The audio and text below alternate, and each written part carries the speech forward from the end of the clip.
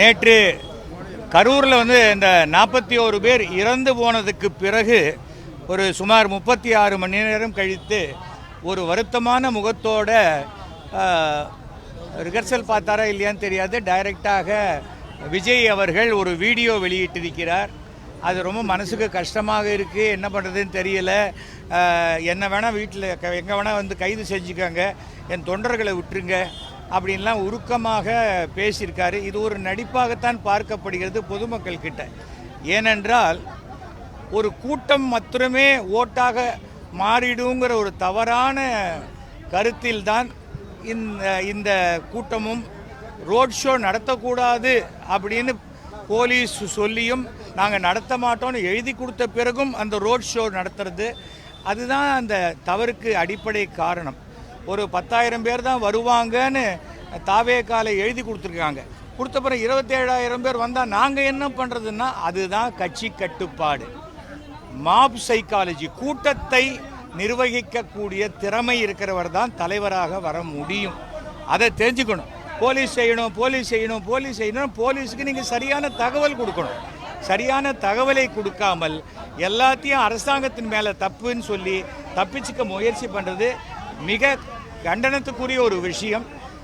என்ன வேணால் தப்பு நடந்து போச்சு. ஆனால் ஒரு தலைவனாக தன்னை பார்க்கணுன்னு வந்த ரசிகர்களையோ குடும்பத்தாரையோ குழந்தைங்களையோ அதில் 41 பேர் இறந்து போயிட்டாங்கன்னு தெரிஞ்ச உடனே அவர் அவசரமாக ஏர்போர்ட்டுக்கு போய் அந்த தனி ஃப்ளைட்டில் போக வேண்டிய அவசியமே இல்லை. கரூர் ஹாஸ்பிட்டலுக்கு அவர் வந்திருக்கணும். ராத்திரி 10 மணிக்கு மேலே இங்கே முதலமைச்சர் கிளம்பி அங்கே அத்தனை பேரையும் பார்த்துட்டு போயிருக்கார். அங்கேயே செந்தில் பாலாஜி அந்த இடத்துலையே தான் அந்த 24 ஹவர்ஸ் இருந்தார். அன்பில் மகேஷ் அவரும் அங்கே 24 ஹவர்ஸ் இருந்தார். அரசு செய்ய வேண்டிய கடமைகளெல்லாம் செய்த பிறகு நாம் தப்பிச்சுக்கிறதுக்கு அரசின் மேல் பழி போடுறது ஒரு விதமான கோழைத்தனம். பிரச்சனை இருக்கிற இடத்துலேருந்து ஓடி போகிறதுங்கிறது ரொம்ப தவறான செயல், கோழைத்தனம். அது தலைவனுக்கு உண்டான ஒரு அடிப்படையான தகுதியே அல்ல. இன்றைக்கி என்ன வேணால் சொல்லலாம், நாளைக்கு பிஜேபி காப்பாற்றுன்னு சொல்லலாம். இது அரசு தனிநபர் கமிஷன் போட்டிருக்காங்க ஓய்வு பெற்ற நீதிபதியினால். போலீஸ் விசாரணை நடக்குது. டெல்லியிலேருந்து 8 எம்பி ஒரு அரை மணி நேரத்தில் என்ன நடந்ததுன்னு கண்டுபிடிக்க முடியுமா? இதெல்லாம் புரிஞ்சுக்கணும். இதில் யாரையும் நான் குற்றம் சொல்லலை. அரசியலுடைய முதல் பாடத்தை மிக பெரிய விலை கொடுத்து வாங்கிட்டார் விஜய். அதுலேருந்து சரி பண்ணி வெளியில் வர வேண்டியது அவர் பொறுப்பு. அவர் மற்றவர்களை குற்றம் சொல்கிறது எந்த அர்த்தமும் கிடையாது. அதை தெரிஞ்சுக்கணும்.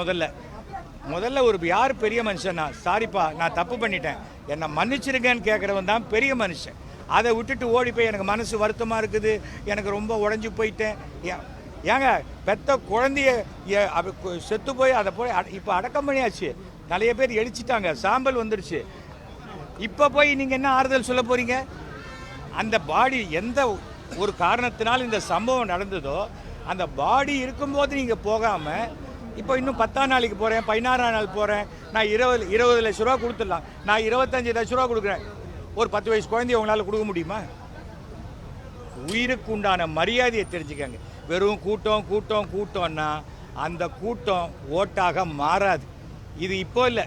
பெருந்தலைவர் காமராஜருக்கு அவர் தேர்தலில் நின்று தோற்ற பொழுது ஷோ பேசுகிறார் மெரினால, 1 லட்சம் பேர் கூட்டம். தெரிஞ்சுக்கங்க, கூட்டம் வரும், நடிகனை பார்க்க கூட்டம் வரும். ஆனால் அந்த நடிகர் வாழ்க்கையில் என்ன செய்திருக்கிறார் என்பதை புரிஞ்சுக்கணும். நான் 53 தடவை பிளட்டு கொடுத்துருக்கேன், விஜய் கொடுத்துருக்காரா? நான் 600 அனாதை பிணைங்களை அடக்கம் பண்ணிருக்கேன், விஜய் கொடுத்துருக்காரா?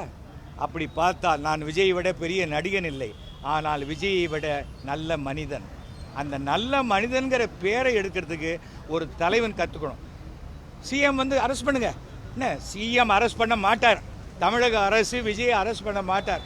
அந்த சிம்பத்தியை வாங்கிக்கிட்டு அதன் மூலம் ஏதாவது கெயின் பண்ணலாம்னு நினச்சா அதுவும் விஜய்க்கு தோல்வியாகத்தான் போகும். அரசியலில் பழந்தின்னு கொட்டை போட்டு 6வது முறையாக ஆண்டு கொண்டு இருக்கும் அரசு இந்த திமுக அரசு. அவங்க கிட்ட போய் சும்மா இன்னும் வரவே இல்லை. இவர் கமலஹாசன் வந்தார், கடைசியில் எங்கே வந்தார்? திருப்பியும் திமுகவுடைய கூட்டணிக்கு தானே வந்திருக்காரு. ஃபஸ்ட்டு அதை புரிஞ்சுக்கணும். தமிழகத்தினுடைய கிரவுண்ட் ரியாலிட்டியை தெரியாமல் இங்கே வெறும் கூட்டத்தை மட்டும் வச்சு அரசியல் பண்ண முடியாதுங்கிறத நான் தெளிவாக தெரிவித்துக் கொள்கிறேன். மிக சிறப்பாக கையாண்டு இருக்கும் இந்த விஷயத்தை மாண்புமிகு முதலமைச்சருக்கு மனமார்ந்த பாராட்டுதலையும் தெரிவித்துக் கொள்கிறேன்.